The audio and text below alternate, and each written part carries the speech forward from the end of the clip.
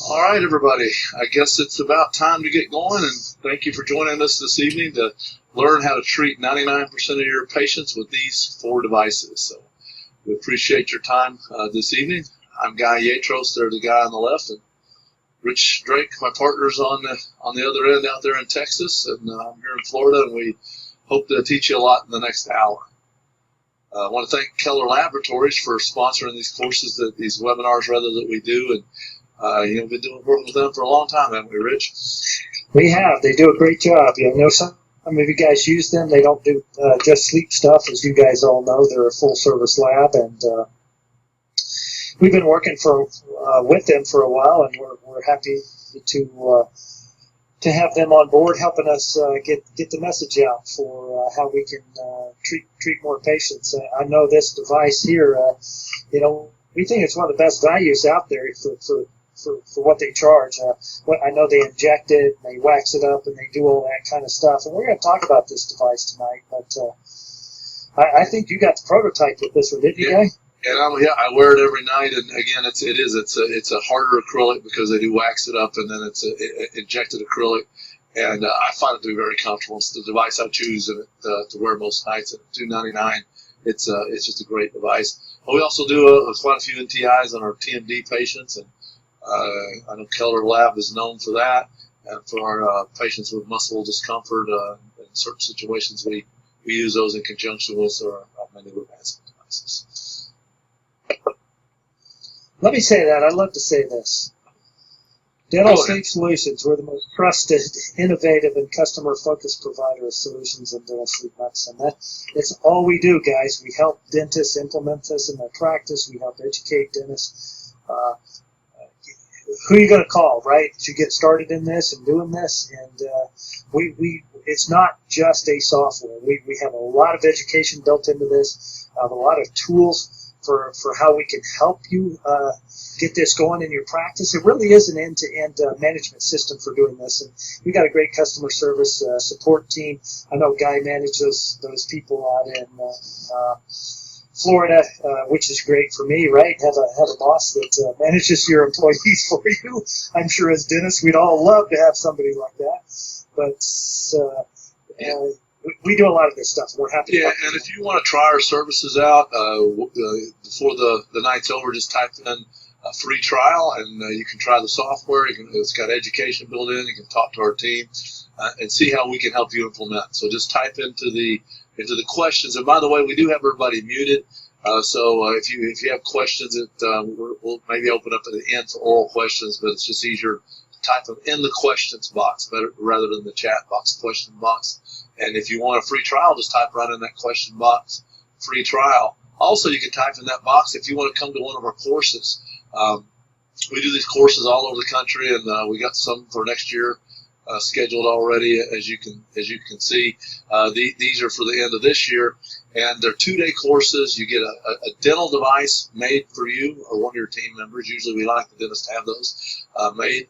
You also get a home sleep test, and it's a 2-day course for under $1,000. It's $995 for the course. But if you put into the question tonight, say a course, and put where you want to go to the course, if you know which city you want to go to, we'll give you $200 off, and someone will contact you tomorrow either for the free trial or the course. So that's enough of that. We're going to move on and start talking about why dental devices are really starting to become one of the main treatments for people with obstructive sleep apnea.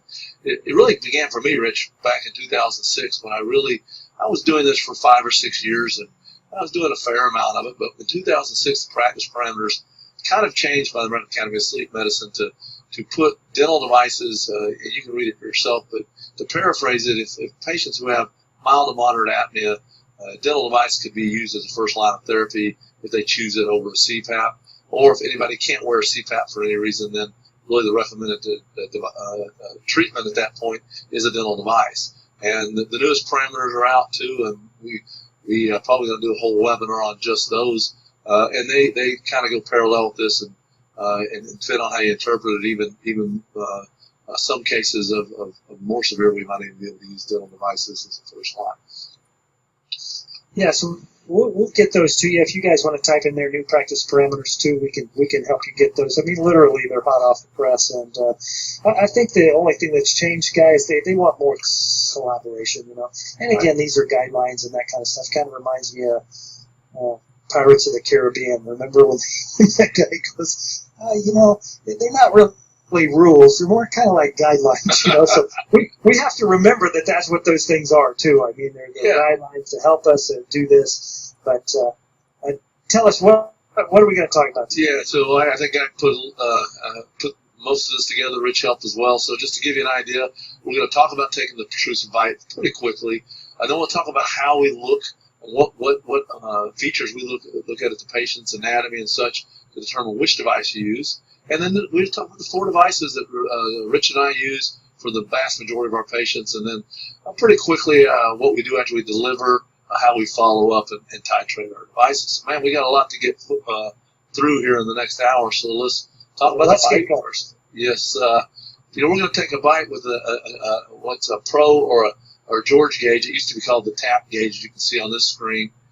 So I'll flip it over to the next slide. And Rich, I think you use the Pro gauge more than you use the George gauge. I think I use the George gauge most all the time. And I don't think one's not necessarily better than the other. No, I don't think it matters. I use whichever one happens to be in the drawer and is clean, you know, sitting next to the patient more than anything. So, you know, they both have advantages, disadvantages. But I do think if you're getting started in this, you should get one or the other. They cost $50-$60, and then you buy different bite forks. The George gauge comes with a 2mm and 5mm vertical component, and the Pro gauge comes with 6, 9, and 12. So as we talk about which device we're making, we'll talk a little bit about that later on, you know, as we talk about these 4 devices, which one. So you got to remember that when you take a bite, you want to start conservatively. You know, people say 50, 60, 70%. I like a little less than that. I'm more like, you know, 20, 30, 40. But more than that, I think it's just, what would you say, Guy? Just barely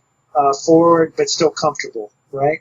Comfortable forward position, and I, you know, say 40 to 50% from the most retruded to the most protruded. But you got to use, as we'll say a lot, your brain sometimes, and taking a TMD considerations. If people have a very big range of motion, we may have to go a little more forward so we don't run out of advancement. So when we talk about these devices, some of them can be advanced further than the others. So essentially pick one of these, and it'll give you your range of motion. And then we do usually want at least a 5mm bite fork on the George gauge, or the 6 on the Pro gauge, or the one we had for the vertical for the bite. If we had to say one to use most of the time, that one's going to be the one you use most of the time. So, okay, we're going to talk about the devices themselves now, and how we choose which ones. But before we do that, you know, how do these things work? I mean, do they all work the same? Do they work differently? What are we trying to accomplish? And I really love this slide. You know, when you think about what we're trying to accomplish, and sometimes I use this particular demonstration for why dentists should be involved in this. What we're just trying to prevent is that. I mean, look what happens when the patient's asleep and they're very relaxed, and the muscles, the tongue muscle and the jaw gets relaxed. The airway can just close off, and that's what we're trying to prevent. And I don't know that the particular device is as important as the whole idea. We just got to get that jaw moved forward, and we'll talk about which devices maybe are better. But I think it's important to note that if you look at this from a lateral point of view, the blue here is the airway, and the red's the tongue, and the white's the mandible. Look laterally before we move the jaw forward and after we move the jaw. Look how much wider it is laterally in addition to anterior posterior. So as we move these patients' jaws forward or prevent them from falling backwards, might even be another way of looking at it, we're just keeping the airway open in a three-dimensional point of view, not just an anterior posterior. So here's how Rich... Good point to bring to that. So don't tell them that's how I do it. Don't get my secret away, you know.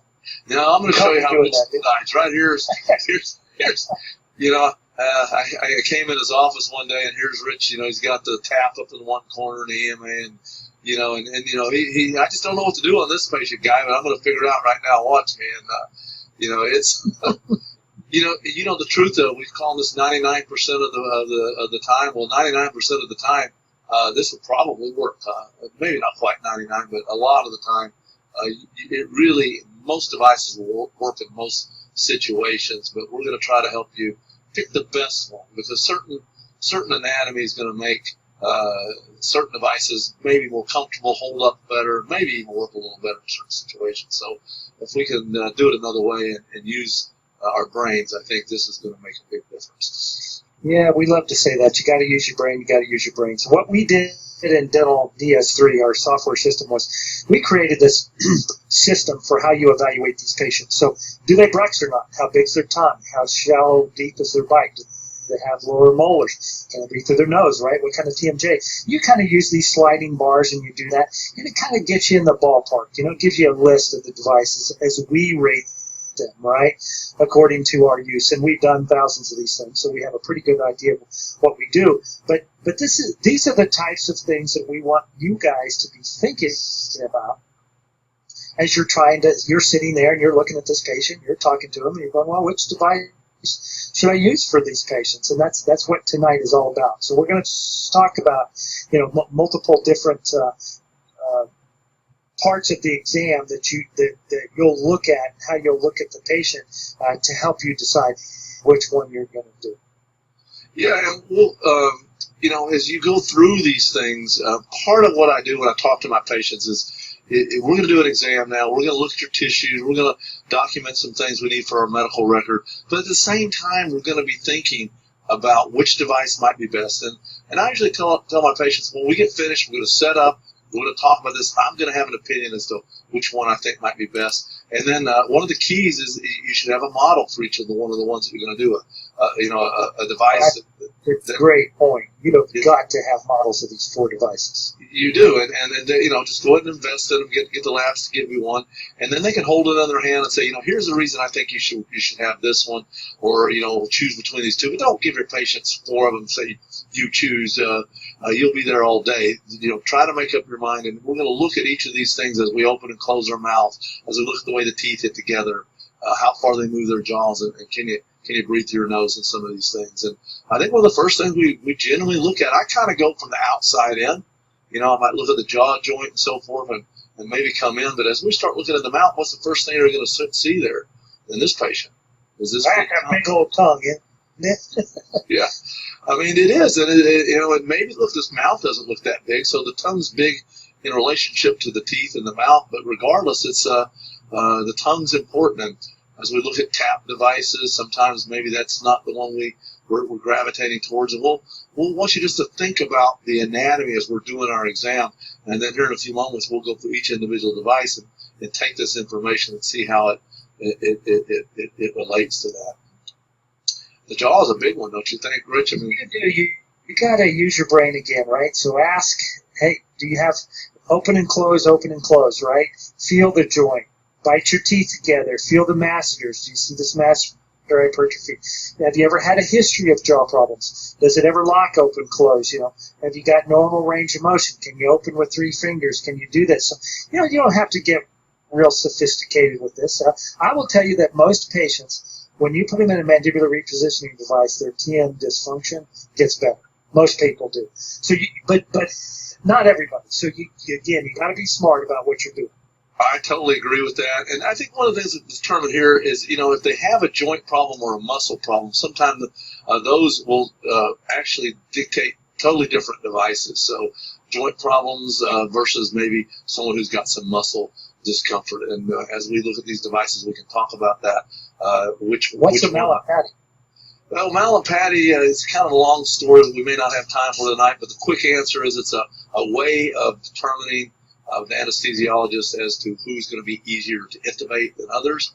And for our standpoint, it looks like that if the people on the left side, that they usually have bigger airways than the people on the right. And that's what Mallampati figured out. And also they're easier to intubate. And we need to look at this for a medical legal record, but also, we're looking back at the airway and determining, which devices tissues might get in the way.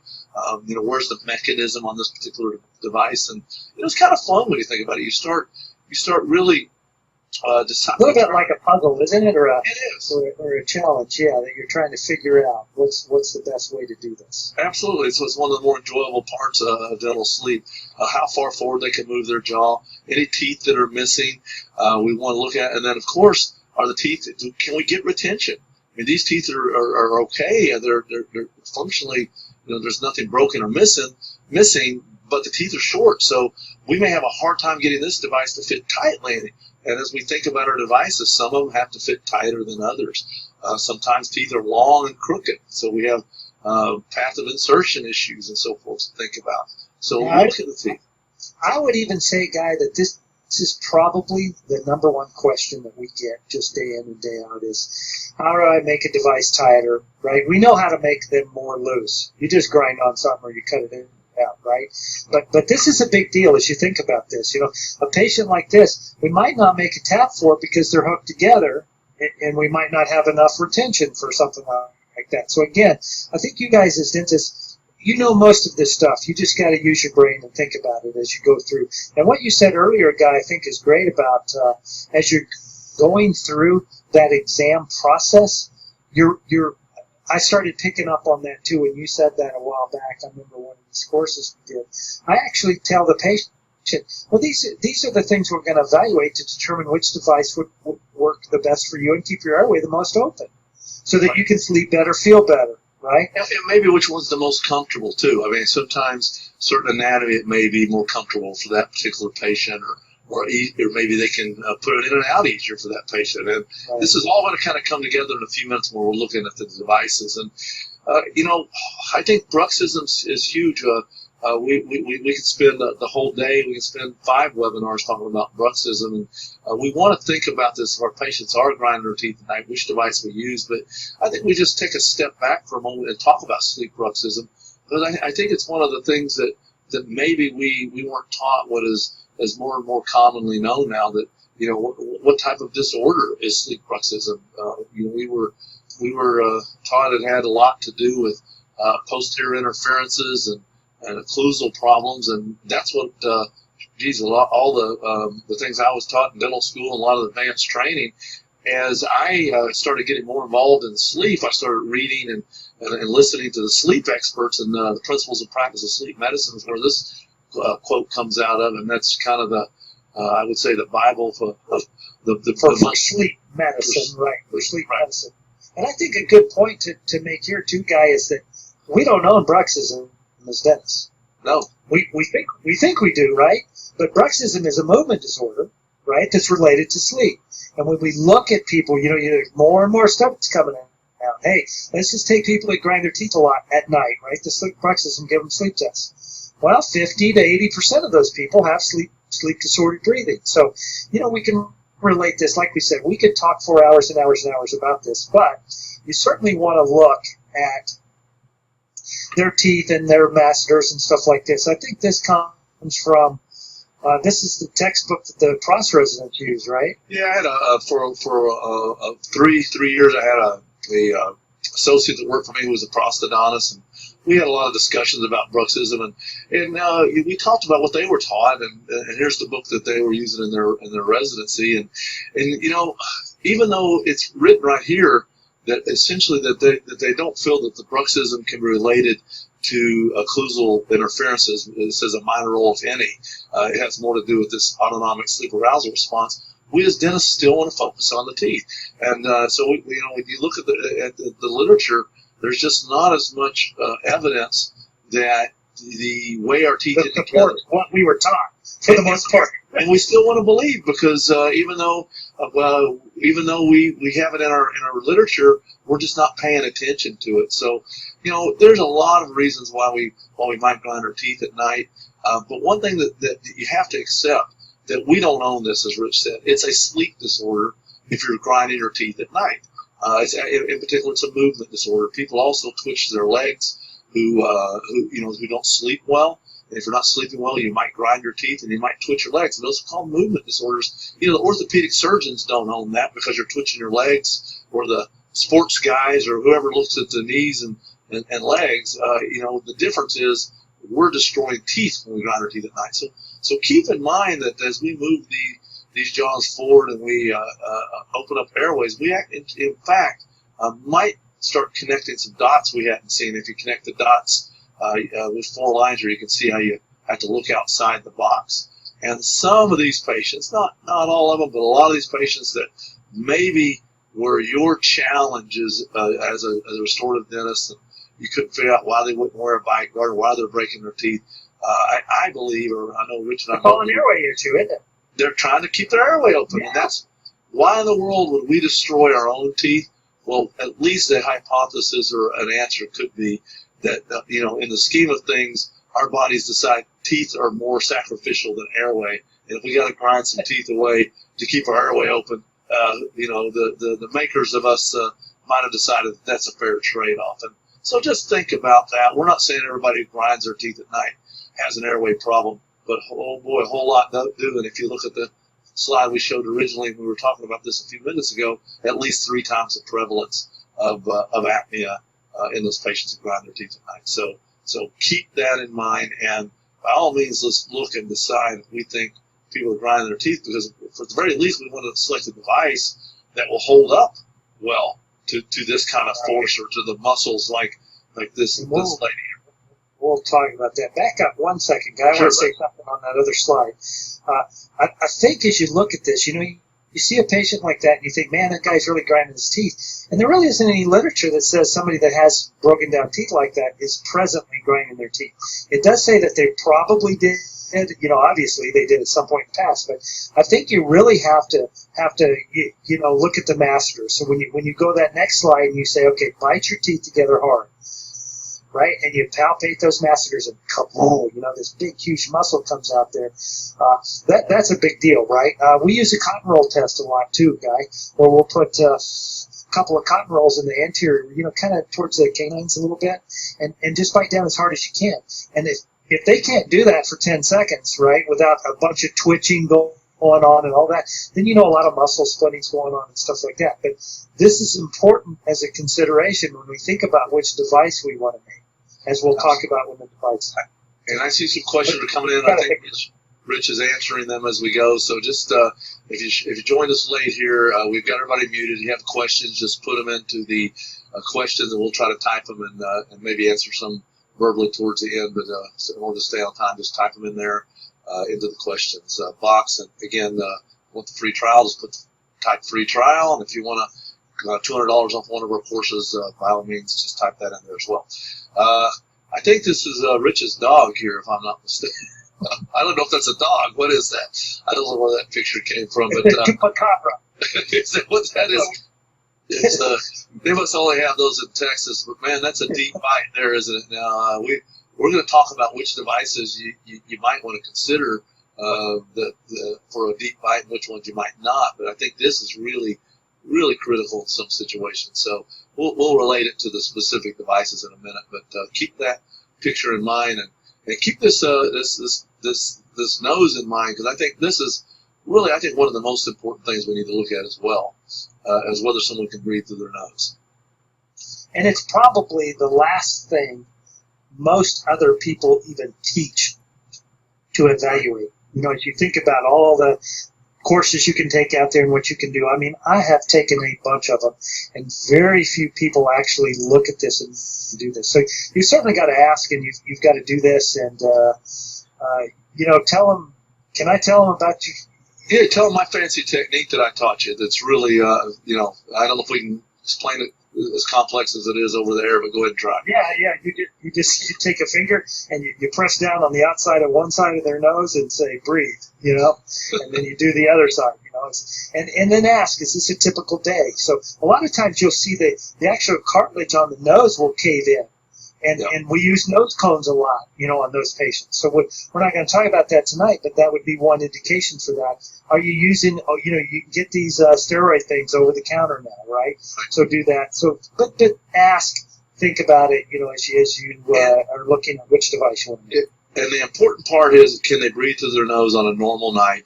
And that's what the fancy test, just seeing if you can breathe through the nose, is. And if they can't, then the dental device may have a little more of a challenge to work. We need to let them know that up front. And also which device we choose is going to be affected. And we might want to go ahead and mention that there's a chance that we may want to refer them to an ENT or an allergist, and go ahead and set that expectation before we get started. Because what we don't want to do is bring that up after we're halfway through treatment, and then the patient thinks we're making excuses. So let's bring it up at the beginning of the treatment. Point. And that's a great way to market your sleep practice too, Guy, because you're treating these people. You're going to give the ENTs a lot of referrals, right? Sure. Hey, when are you going to send them back to me? And then this is one of your patients in Florida, anyway. It's one of my younger ones, yes. We have a lot of older patients here in Florida, and we're not trying to be rude or anything here, but the truth of the matter is, some patients can't. They don't have the dexterity, and it may not just be age. I have a fair amount of patients who've had strokes, and maybe they only have the use of one hand. And so we've got to think about, can this patient take this in and out? How tight is it going to fit? If we're going to have them self-adjust this device at home, which oftentimes we do, are they going to be able to, which ones are easier to adjust? So this is something we need to have in the back of our minds as we're making this the devices for our patients. You charge different, Rich, depending on the cost? So, is this a big factor? I used to do that in the early days, and I'd have my samples out here, and I'd say, pretty soon, you get, I would say probably 1 in 4 or 1 in 5 patients, a couple $100 makes a difference. And they go, what? How much is this one? Is this one cost less? And what happened was I was creating this monster where I'm letting the patient dictate which device they get rather than which device I want them to have. So I started doing that. I do not do that anymore. Is there a difference in cost? A couple $100. But the patients don't know that. Right. We tell patients, look, they're all the same price. There isn't a difference. We're not going to let that dictate, which device you get. We're going to evaluate you on all of these things, and we're going to get the best one for you. That's very important. I think you taught me that years ago, and I appreciate your advice on that. And it makes it really will. It'll save you the grief of making the wrong device on the wrong person. So here's the thing. Yeah, that's what you're going to think about while you're going through this. And we in DS3 have this kind of fancy thing where you can slide these back and forth, and it'll give you an idea of which ones rank in which position, and it works fairly well. But the point is, you need to think about these things as you're doing an exam, even if you're going to use our device selector in DS3 software. So just to keep in mind all those things as you're going through and you're deciding on which device to do. So with that in mind, we'll talk about the 4 that we like and do the most. And I can say I don't say I do this one the most because it's not Medicare approved, unfortunately, because of the kind of somewhat the laws that I don't necessarily, not the laws, but the rules they made for Medicare. It has to be attached to each other before they'll approve it. So it's not Medicare approved. If it were or was, I would probably do this the vast majority of the devices. I really like this dorsal design, in particular the Clear Dream that is made by Keller. It's just a very comfortable device. It can be made very thin. And the way it actually works is it is 2 pieces, and that's why Medicare, their animal wisdom won't approve it. But the way you adjust this is 2 pieces, and you can see the arrow here on the right side of your screen, and there's little instruments. It looks like a paper clip that you put in, and you just turn it in the direction of the arrow. Be careful because the arrow on the other side of this will be going up because it's the same mechanism. Just do it in the direction of the arrow, and it advances, and it's going to move this block of acrylic forward, which will move that wing. So that's the way that the device itself works. And you can see the features and the materials it comes in. If you look at that, I prefer just the hard acrylic here.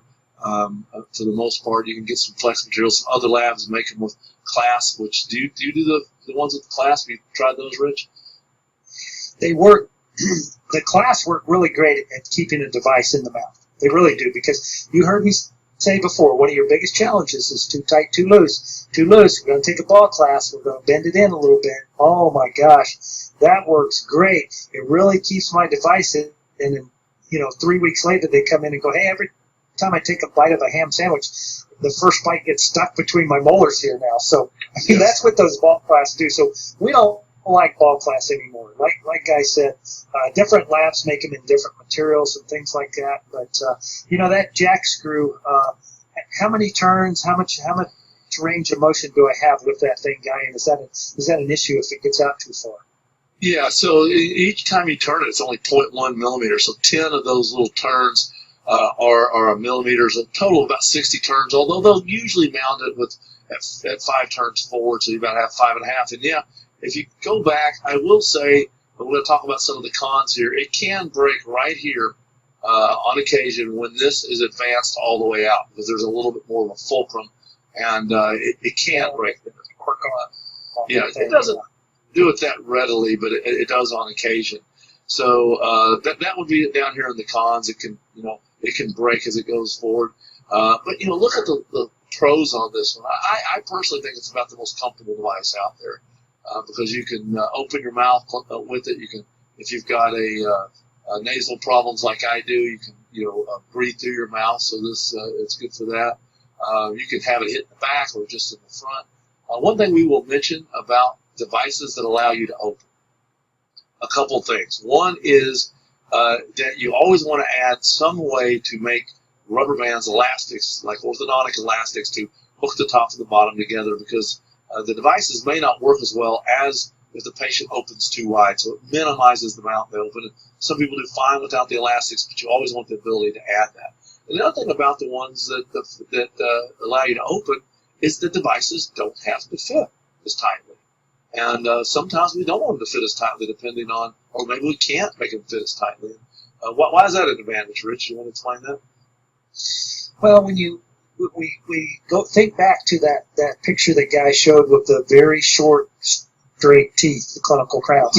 If I made that person a tap, okay, because remember the tap, that's I think our next one that we're going to talk about, where it's hooked together, and what happens is, that patient goes to sleep and their jaw falls down and back, and one of those devices is going to come out. So the advantage here with the dorsal is you have that friction of that dorsal wing against the adjustment mechanism on the top, but these they just don't come out as much. A patient can open a little. You can use elastics. They can move around a little bit. They can sip water in the middle of the night.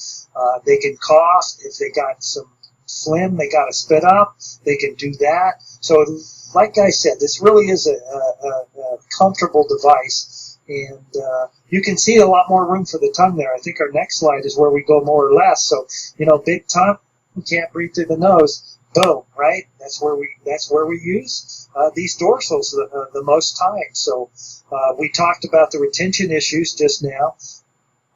Minimal number of teeth you can get by on this, 6 or 7 teeth, I think, for the most part, because you can build up the posterior area where they can still bite against that, and that gives you some vertical support, but at the same time, you've still got enough to stay in there. And like I said, they're comfortable.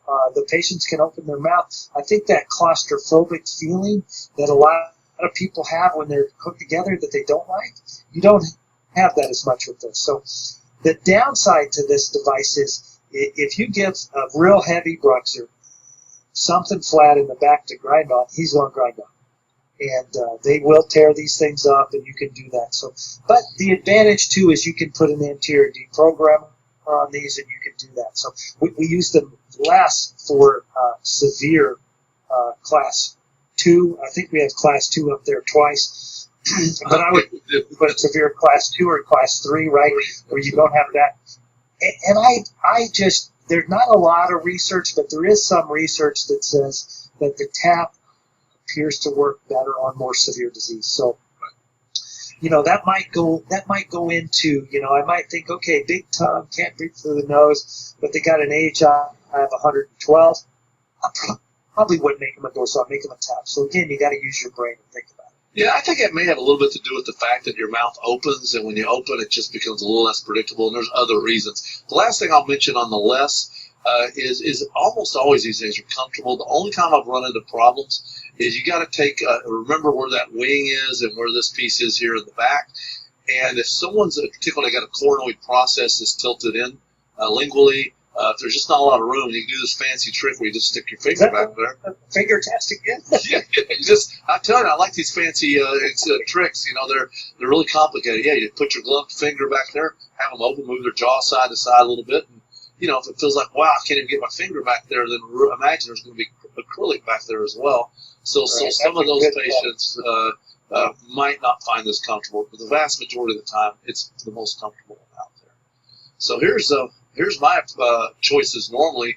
I don't need that dartboard for Rich because a lot of my patients here in Florida are Medicare. There's really only 2 Medicare-approved devices that we recommend. And so all I need is a coin, heads or tails, and I got it figured out here. On the top is a tap, and on the bottom is the Hertz. And this one on the right is a form of a Hertz one called Suad that's a little bit more of a robust for really heavy bruxers. So I think we'll talk about the tap first, and Keller makes the tap, and Keller makes the Clear Dream, and Keller makes the EMA that we're going to be going over to tonight. And there's a lot of different forms of the tap, and gosh, Rich has been doing taps since before I was born, probably. No, he's about the same age as me. I guess that's not true, but you know, you've been doing these a long time because you're out there in Texas, and Keith Thornton, and you've been doing dental sleep for a long time. But I just think it's a good device, and it just works. I will just talk tonight, or we will just talk tonight about the Tap 3 Elite with this double bar. There's Tap 1s, Taps 2. There's a lot of different versions, but this is the Medicare version. And you know, since I've been doing it for Medicare, I just switched to kind of doing it, only doing it for all my patients, either they're Medicare or not. The older version only had 1 bar here, and I tell you, sometimes the patient would unhook it. Sometimes they'd unhook it, bite down on it, and break it. And so the way this one works now, what's that? Yeah, they can break it. Yeah, so now what you do is you kind of put it in at 90 degrees, spin it around, and then now it's all kind of hooked together. It can't come apart. I'll tell you how it works. You have a key that goes in the front here, and as you turn this key, it moves this hook forward. And for whatever reason, like Rich says, for someone decided to usually count half turns instead of full turns. So that's just kind of the standard we all use. So a half turn, which is 180 degrees around, not 360, is about a quarter of a millimeter. And as you can see, this is a pretty long hook.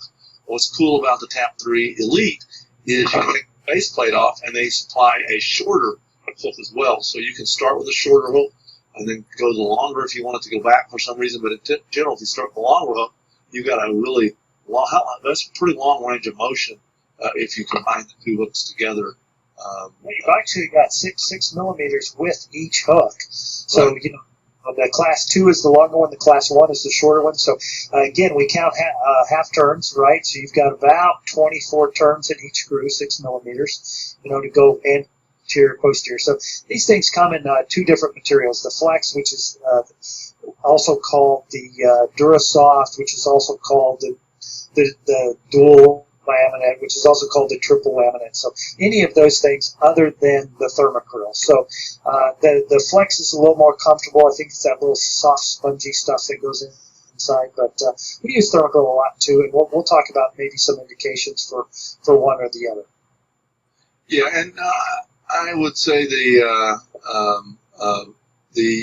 more than not, I would do the Thermacryl when it comes to the tap, because this one does have to fit tightly. If it doesn't fit tightly, the patients will, you know, pop out of it, as I say. So it'll be stuck to one arch or the other. So it has to fit tight enough to keep their mouth from opening. Again, one of the reasons I think it works well. So who are we going to do these on? Severe disease, right, Rich? I mean, is that?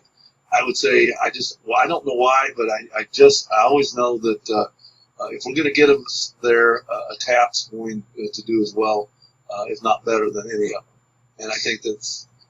Yeah, but I don't think it's, you know, people get used to whatever you do. I mean, you all have seen patients come in with bridges that look like, you know, something your dog left in the backyard or something, you know, and then patients get used to them. So, but again, we want to use our brains. We want to do this. So I think the dorsal, the Hertz, those types of devices, bigger tongues, right?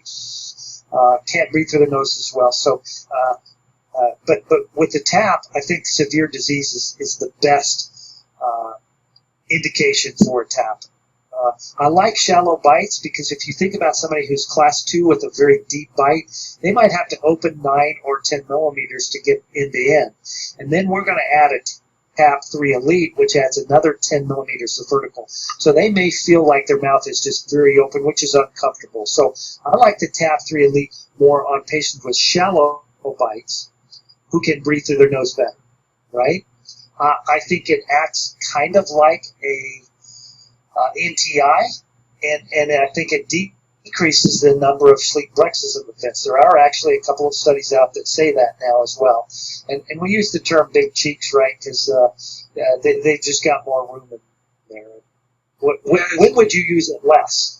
Yeah, I mean, the deep bite, the picture of the Texas dog there, whatever that was, like Rich said, you're going to have to open that patient up quite a bit just to get the edges of the teeth together. Because the mechanism's in the front and it's a fair amount thick, you're going to be open really a lot. If we think, using our brains, if we think that bar is going to bother the tongue, I mean, that's the biggest thing is that you got a real narrow arch with a big tongue. Is that bar and hook going to really bother people? And if the nasal, if they can breathe through their nose, this is great because it allows them it kind of promotes nasal breathing. But if they can't, it's a little harder to do and to get used to. And Rich, you're the one who put lip lickers. You made one for yourself and found that to be. I never knew how much I liked to lick my lips, guy, till I made myself a TAP 3, and I couldn't. So I don't know that that's a big deal, but people have chronic dry lips and things like that. You might consider something. It's just a little more. It is. It's a little more claustrophobic, and it's hooked together. So back up one. I want to show you that picture again. I want to tell you one thing that you can do, though. That Keller will do is. You see the maxillary part that's got the class 2 hook on there. I can take that maxillary plate and I can tell the lab to move it forward. And I can take the lower bars and I can tell them to move those forward a little bit. So that actually gives me more room for the tongue, even though I'm using a tap. Now it does stick out of my mouth a little bit, which makes it harder to get my lips closed. But those are things that you can do. As you look at these and you make more of them.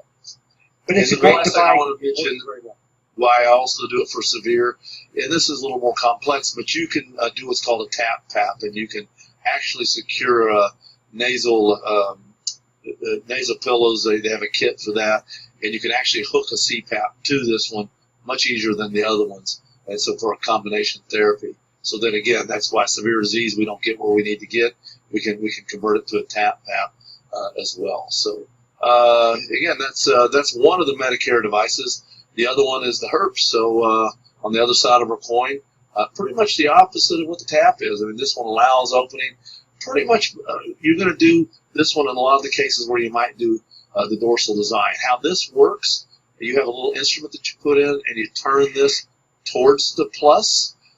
And as you can see, the plus is big on on your screen maybe, but in the in your hand that's hard to see. So a lot of the labs will put a little dot, some red or blue dot on the plus side, so or you or the patient know which way to turn it. As you turn this mechanism, it moves the piston back and it advances. Some of the other ones have a mechanism that's up here on the upper arch that you advance as well. So that's how the herpes actually works. They are in 1/8 millimeter increments on the standard one, which is about, if you talk about 180-degree turns, which is a little hard to measure because it depends on where the arch is and how thick the acrylic is.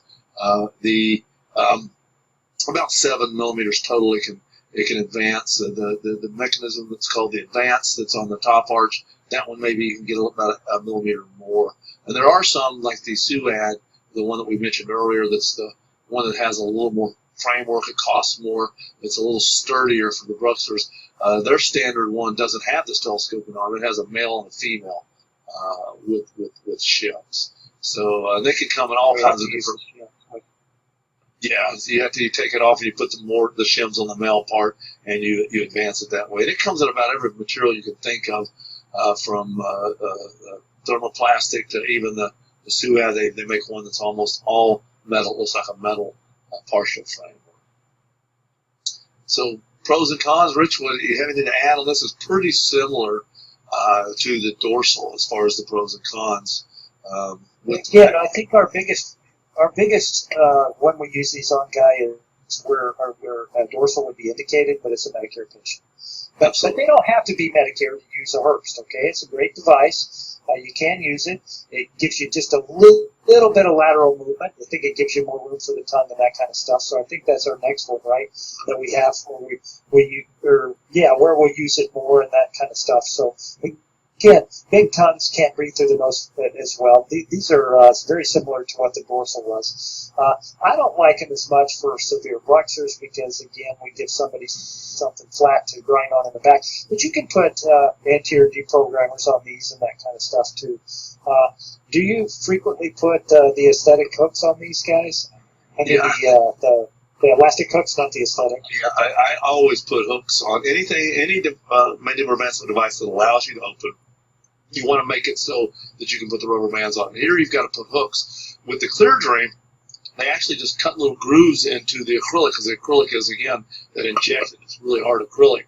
So you can just hook it right into the acrylic, which is nice. It's not as obtrusive as having those hooks. But I always get the hooks because sometimes these devices will not work well unless you have the rubber bands. It'll go from working not very well at all to superior when you add the elastics. And that's a great point, Guy. We had just recently we did a follow-up sleep test, right? Patient's AHI went from 20 to 13. Well, that wasn't that good, you know. You did wear your elastics. Oh no, forgot to wear my elastics. You know, they wear their elastics, they repeat it. It went from 13 without the elastics to 6 with the elastics, and that's a good point. They actually work better. Yeah, I don't think I never say never, but I would say for the most part, they don't. It never has a negative effect. So when in doubt, put the elastics on. And again, pretty much like the dorsal. The only thing I would say different, I think it holds up slightly better. So if we have one that we're worried about breaking, I would say it holds up a little bit, and it actually adds a little bit more lateral movement for the patient. The patient can move sideways a little bit more than the dorsal, but it is uglier. Do you think that's a little more comfortable? It might be. It really. It might be actually. But the thing is, it's metal, and it just the patients look at it and they go, "Wow, the dorsal looks slick," and the clear drain just it's a pretty device compared to this with the metal and so forth. And occasionally I will have people that it hurts their cheeks, but for the most part we don't have that. And the port austerity, I mean, you can use these on patients who had a stroke or something. They can get it in and out because you can make it fit fairly loosely. But if you want them to adjust the device at home, you'll probably have to have them come in to adjust it. So, anything else on that one, Rich? And then we'll talk about the EMA. I know we love the EMA. It looks cheap, right? But man, I saw a patient today, 6 years old. Oh. He wears it every night. It was disgusting. It was a different color. Yeah. But he was still wearing it, right? So we take those buttons and we put one, the upper on the canine, the lower on the first molar. That's where the lab's going to put them unless you tell them differently, right? So, and the normal class 1 adult patient, that's about 26 millimeters. So if we take a 22 millimeter band and we put it on that, we're protruding that patient about 4 millimeters. So you got to take into consideration, do they have premolars? Both premolars everywhere, right? So they may or they may not. So, oops, not too far, sir. But think about that when you do that, because it does make a difference, right, with your placement. So if they're missing premolars but they have third molars, you may want to actually move that lower button back in, towards the second molar a little bit. But remember, the further back you go in the mouth, the more you get into the impinging on that cheek space and things like that. But those are just things that you want to think about. But these are made from 2.5 BioCryl, right, similar to the vacuum form type stuff that you use. The bands come in a couple of different, 4 different rigidities and about 9 or 10 different lengths. Okay, and you just go through these bands, as a general rule of thumb, that you start with something that's forward and comfortable, and as you move the patient forward, we usually go from, let's say we start the patient with a 19 band, and the bands come in in white, yellow, blue, and clear. That's from soft to very rigid. So we'll start with a white or yellow, and then we'll go to a blue or a clear with a 19, and then we'll go to an 18. We'll start with a white or yellow, and we'll go to a blue or clear. And it's not real sophisticated, but you're just moving the patient forward with the different size bands.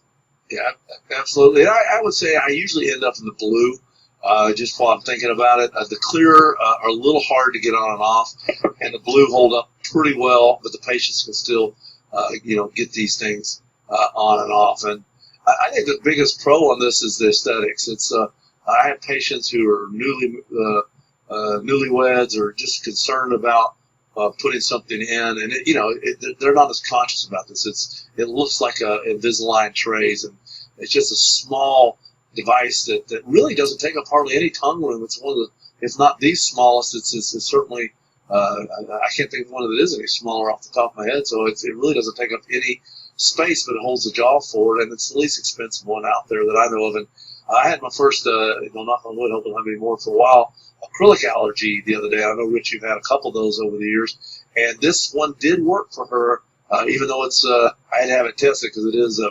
bioacryl, but she didn't have the reaction that she had the acrylic, and so that's nice. And maybe it was the metal she was allergic to too. I don't know, but we felt it was the acrylic. The cons on this, we put durability. And I have to say, sure, it probably doesn't hold up as well as the other three, but it holds up way better than I ever dreamed it would. Maybe because a lot of the force are on those rubber bands, and that's what's taking the stress, and those are replaceable. So don't underestimate it. I mean, I saw one that was 8 years old the other day. I just had to one up you there for a second, but 8 years was only 6, right? I got you beat, but I really did. I saw one that was 8 years old, and so it's amazing, and they hold up better than you might think, and I think it's a really a good device. Can I say one thing about the durability there too, Guy? Yeah. We see these things break right in the middle a lot, and we see the buttons that the rubber bands go on. Patients think those are handles to take them out. Right. So you've got to remind them that's not a handle to grab a hold of that upper one and take it out. You got to get way in the back and tip it down and things like that. And then when they brush it, they tend to squeeze them together. So they tend to break in the front, and then the buttons need to come on. But if you warn the patient ahead of that, I think that's how you get to those 4, 5, 6 years, where these things are working. So where do you use them more? Large tongues. I mean, this has the biggest tongue space. Personally, again, I have my nose at times, and it's good because they usually build up the little stops in the back, allow room for your tongue to come forward, and you can breathe through your mouth, but at the same time, it's still trying to promote nasal breathing. And that the teeth are straight, and deep bites and aesthetics are huge. The reason that the crooked teeth, the snaggletooth, as Rich has in this slide, is contraindicated is because there's not a whole lot of give to that material, and you can't get it to fit tightly and get over these undercuts. Either it's going to fit loose, or you're not going to get over the undercuts because there's not a whole lot of flex to that. So more straight teeth, more class 1-ish, we like better. Class 2 or 3 because you got to move those buttons around if they're really severely class 2 or 3, and even with moving the buttons, it's sometimes you can't get what you want. And fewer teeth. I mean, here's one for using your brains. If they're missing all the lower molars, this may not be your device. I've had people ask me, "Oh, well, should I use the EMA on this one?" Well, you're going to be hooking it out there in space, So let's think about the fewer teeth, and in particular where the fewer teeth are when we do this. So that's it for the devices. And one of the things we want to talk to briefly is we want to get the jaw to go back in the morning. And you can see a bunch of different things on our screen. This is just kind of what we used to use. Now, every one of my patients gets this AM aligner, and it's just a material you heat up, and you bite into your maximum intercuspation, whatever terminology is we're using for that today, at the time of delivery. And it's a jig that really gets their jaw to go right back in place. And what we've learned is we have our patients put this in the morning, clench for 5 seconds, kind of compress that tissue and get the fluid out of the joint, and clench for another 5 seconds. Do that for a couple of minutes to 5 minutes or so in the morning, that their bites get reset. And I know, Rich, you believe this.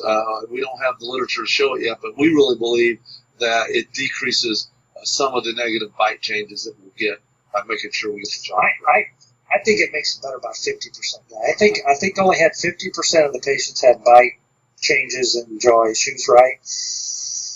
With that kind of thing, tooth movement. And I think using that thing, it's cut that in half again. You know, so we have a few people. So the point is, spend some time to recapture your bites in the morning and night. I know we're getting close to the end here. So, you know, what do we do after we deliver the clients? I think the most important thing to do is to encourage the patient. Okay, you have got to have a talk with them before you ever start. That you have got to have this resolve inside your brain that you're going to wear this thing and you are going to make it work. Right. We have patients come back and they call us a week later, or then let's say they come back. You know, Guy, you taught me that trick, right? I used to see him in a week, and Guy said, "Man, what are you doing that for? You get to hear about all the problems. Don't wait till 3 weeks." You know, so now we see him in 3 or 4 weeks, but we tell him that first week, you may not even make it through the night one time. Right. You might wake up 2 or 3 o'clock in the morning, your jaw hurts, and you're salivating so much, your pillow's soaking wet, you know, and all that stuff. But if you tell people that, you know, so the patient goes to Dr. A over here, and he doesn't know that, and their patient comes back 2 weeks later, and he's given up already. But when he comes to see us, we tell them that those are within normal, all that kind of stuff. So we encourage them. We manage the side effects that they have. We get on some kind of titration schedule. Then we got to decide if it's working or not, right? So how do we figure out if it's working or not? Well, there's 2 goals of treatment, and you know, you can look at our kind of cool graph here, but essentially what it amounts to, we make sure it's comfortable. That's step 1, and then we get to our 2 goals. The first goal is, are our symptoms improved to the acceptable level? If they are, then we're going to do a sleep test. If they're not, we're going to move the device more forward in increments that are acceptable to the patient until we get to the acceptable symptoms, or we feel we can't move it more forward. Then when we're finished, we do the testing. And when we're finished with the testing, if all is well, we either put them on a 6-month or annual recall. So how do we do that? One thing we do it really well with is a DS3. That's one of the things that we make people much more efficient. Again, if you want to try this out for yourself, just type in free trial. And essentially what we do is we go through these symptoms very quickly. You can see Epworth, Thornton, snoring, energy levels. Here's the baseline, and then as a patient comes in, we input the current symptoms, and quickly I can see this patient went from a 19 to an 8 with their Epworth, their snoring went from a 12 Thornton to a 4. Do you do that every time? Do you have the ability to add each one of those follow-up? Keep it in submit follow-up, and sometimes it's only 2 of these. Sometimes it's 10 of these appointments, either done via the patient coming in, or sometimes we even just add a task, which our DS3 software allows us to do, and my staff just calls the patients and asks them these questions. So we really make this an efficient, predictable process by just quantifying the subjective first. Once we feel like they're good with the subjective, then we're going to go on to the sleep testing. The goals of the sleep testing, this is what the AASM, AADSM say. We want to get the AHI less than 10 and cut in half. We personally want to get the SpO2, if you look down at the bottom. We feel getting that less than 90 as much as possible, 1% or less of the night's good. But, that's a goal. If we have someone who's an AHI of 45 and just will never wear a CPAP, can't wear it, and we get them down to a 12, we've helped that patient. Knock that up for success. Yeah, absolutely. Let our physicians know. And there's a couple of ways of doing this. One, you can do it with a home sleep test, and the other, you can do it in the sleep lab. Our preference is you do it when all things equal, is to do it with the home sleep test. So the patient's been adjusted to where they're comfortable, their snoring's better. Okay, we're going to test them the first night where we think it's working, and then we're going to go a little more forward the next night, a little more forward the next night, and do a 3-night home sleep test. And then DS3 allows us to very systematically input that into each of their own columns. So you have your baseline on your right. The AHI was 29. So that's the number of events, the number of apneas they were essentially having per hour, so every 2 minutes.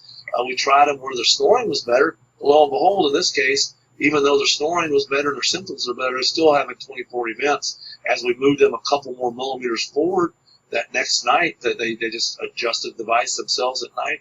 And look, our AHI went down to 10, so down to 10 events an hour.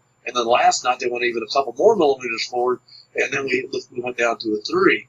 And now we have the patient reverse that and wait for the results. These results are put in, I review them, and in this case it's obvious. We're going to have the patient slowly advance from where they started on the first night to this 9 millimeters, 4 on the George gauge with the GG stands over a period of time. If these, maybe the second one and the third one were about the same, then we got to again use our brains. But we have a system. But you gotta keep track of that. You gotta keep track of how many turns they are with the tap, how many clicks they are with the dorsal, right? Which band they are with the EMA, and that's why it's important to know, because that is the equivalent of testing somebody with a CPAP at 4 centimeters of water, 6 centimeters of water, 8 centimeters of water, something like that. So you got to have a way to keep track of that and do that. I see some of you guys are putting in free trial. That's great. We'll make sure somebody gets a hold of you to do that. And so I think we're about finished. This last couple of slides. Before we had this system, Rich, I used to have 15, 20 pages. You'd have 4 sleep tests in papers trying to figure this out. And what we do is help you learn how to do this in a very efficient manner. You can still do it at the sleep lab. I think this is our last slide or near the last slide.